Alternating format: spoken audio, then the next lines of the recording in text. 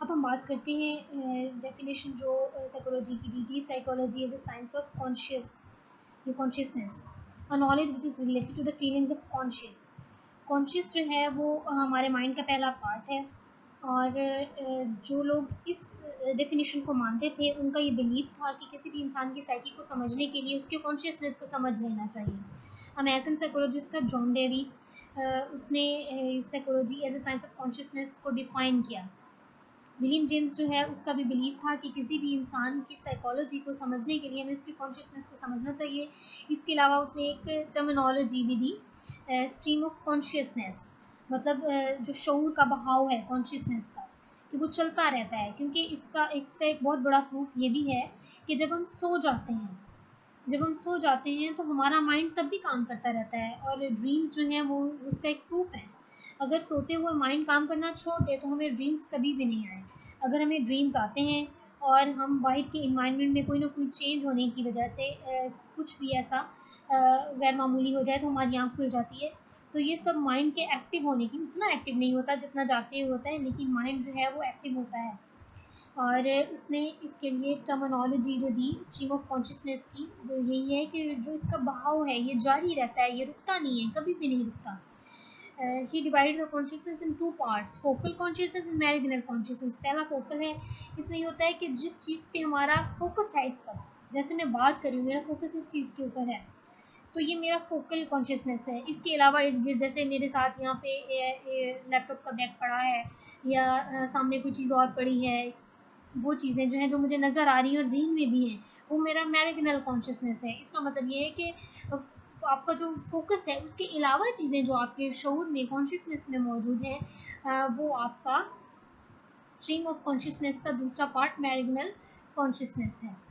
इसके ऊपर जो है वो क्रिटिसिज्म हुआ, बहुत शदीद किस्म का हुआ। वो ये था कि कॉन्शियसनेस जो है वो रुकता नहीं है, जैसे कि मैं पहले बता चुकी हूँ, ये चलता रहता है, एक्टिव रहता है। तो एक चीज़, एक ज़हन में ख्याल आता है, दूसरे टाइम वो चेंज हो जाता है, फिर और आता है, फिर और आता है, चलता रहता है। तो आप किसी इंसान को असेस करने के लिए, या उसके लिए बारे में कोई भी एजुकेटेड गेस देने के लिए, कि उसकी साइकी को समझने के लिए अगर आप कॉन्शियसनेस पे ही फोकस कर लेंगे तो वो तो चेंज होता रहता है, environment to environment, thoughts to thoughts, के जैसे जैसे आती रहती है वैसे वैसे आप रिस्पॉन्ड करते रहते हो। तो इसलिए psychology as a science of consciousness की जो डेफिनेशन है ये भी रिजेक्ट कर दी गई। Psychology as a science of behaviour, जो साइकोलॉजी की डेफिनेशन थी psychology as a science of mind, वो भी रिजेक्ट कर दी गई। क्योंकि माइंड भी है जो है उसका भी बिल्कुल सोल की तरह से क्रिटिसाइज उसको किया गया, क्योंकि सोल जो है वो भी नज़र नहीं आती, माइंड भी बिल्कुल सोल की तरह है, एग्जिस्ट तो करता है लेकिन नज़र नहीं आता, ये ब्रेन नहीं है। बिल्कुल वैसे ही ब्रेन और माइंड का वही रिलेशन है जो सोल और बॉडी का है। बॉडी नज़र आती है, उस पर एक्सपेरिमेंट्स होते हैं, उसको देखा जा सकता है, उसको प्रूव किया जा सकता है, सोल को नहीं, जबकि वो एग्जिस्ट कर रही है।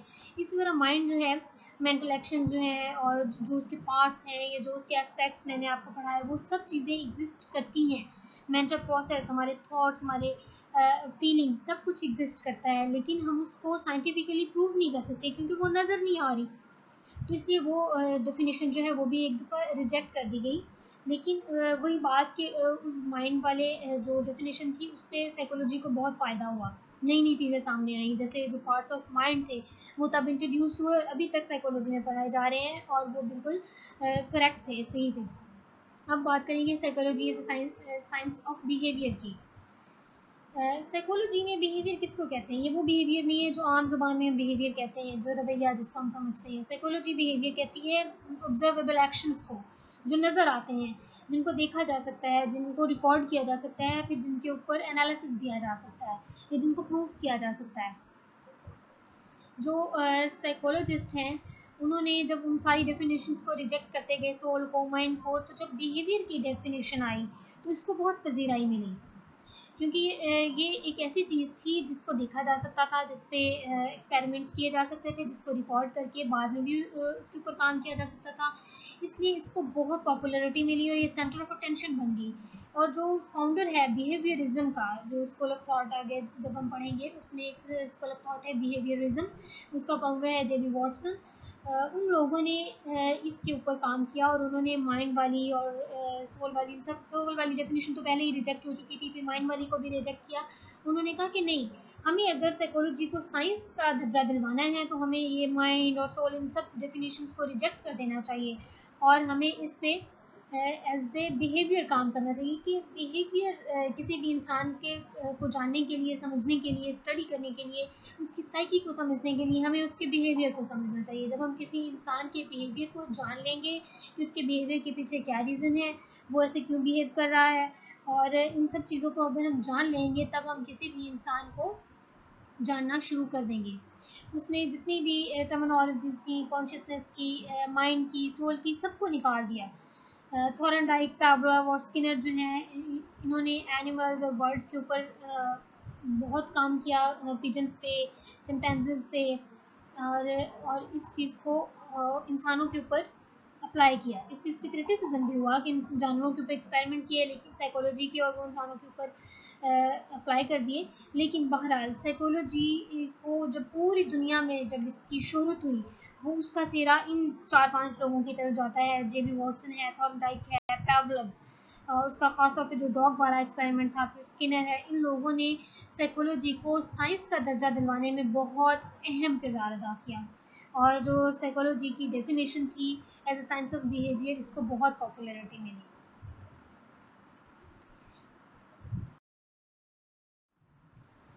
अब बात करते हैं कॉम्प्रिहेंसिव डेफिनेशन ऑफ साइकोलॉजी की, लेकिन इससे पहले मैं आपको साइकोलॉजी से साइंस ऑफ बिहेवियर का क्रिटिसिज्म थोड़ा बता दूं।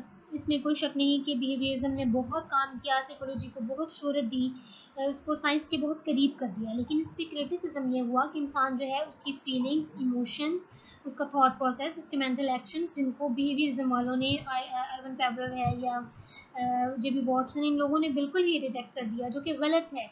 किसी भी इंसान को जानने के लिए उसकी फीलिंग्स, उसके इमोशंस, उसके थॉट प्रोसेस को समझना बहुत ज़रूरी है, हम उसको इग्नोर नहीं कर सकते।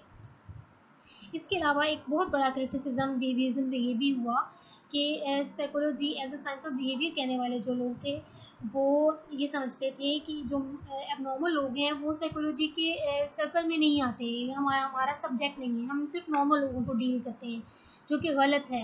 अगर हम एबनॉर्मल लोगों को, और ख़ासतौर पर बच्चों को भी उन्होंने निकाल दिया, बच्चों को भी इस दायरे से निकाल देंगे तो साइकोलॉजी का दामन बहुत छोटा रह जाता है। साइकोलॉजी जो है हर ह्यूमन बीइंग को डील करती है, कि वो एबनॉर्मल हो, नॉर्मल हो, साइकोटिक है, न्यूरोटिक है, मतलब एबनॉर्मलिटी में भी उसकी वो कौन से स्टेज पे खड़ा है, वो उसके अलावा अगर वो नॉर्मल है तो उसको जो प्रॉब्लम्स आ रही हैं उसमें काउंसलिंग दी जाती है। हर हर तरह का इंसान जो है वो हमारा सब्जेक्ट है। तो इसलिए भी साइकोलॉजी, साइंस ऑफ बिहेवियर पे बहुत क्रिटिसिज्म हुआ, लेकिन ये है कि उससे बहुत फ़ायदा उठाया गया, और psychology as a science of behaviour ने साइकोलॉजी को साइंस के बहुत करीब कर दिया। अब हम बात करते हैं इसकी कॉम्प्रिहेंसिव डेफिनेशन पे। साइकोलॉजी जो है वो एक ऐसा नॉलेज है जो इंसान के बिहेवियर को और उसके मेंटल प्रोसेस को साइंटिफिकली स्टडी करती है, मतलब उसको प्रूफ करती है। ठीक है, इसके अलावा वो कहते हैं कि the science the deals with the emotional and mental process, ऐसी साइंस जो हमारी इमोशंस और मेंटल प्रोसेस को भी लेके चलती है। इसके अलावा वो कहते हैं कि ये एक ऐसा एकेडमिक डिसिप्लिन है जिसके अंदर हमारा मेंटल प्रोसेस, हमारे जितने भी फंक्शंस और बिहेवियर्स हैं वो थॉट से रिलेटेड हों, फीलिंग्स से रिलेटेड हो, या वो जो हमारा बिहेवियर हो, या हमारे मेंटल एक्शंस हों, हमारे माइंड के पार्ट्स हों, हर चीज़ जो है इंसान की, वो साइकोलॉजी का सब्जेक्ट है, मतलब उसका दायरा कार है, और उसके ऊपर काम करती है और साइंटिफिकली उनको स्टडी करती है। और साइकोलॉजी जो है वो मेनली तो ह्यूमंस को ही डील करती है, लेकिन एनिमल्स को भी साइकोलॉजी में स्टडी किया जाता है और उनको सिखाया जाता है। Thank you so much.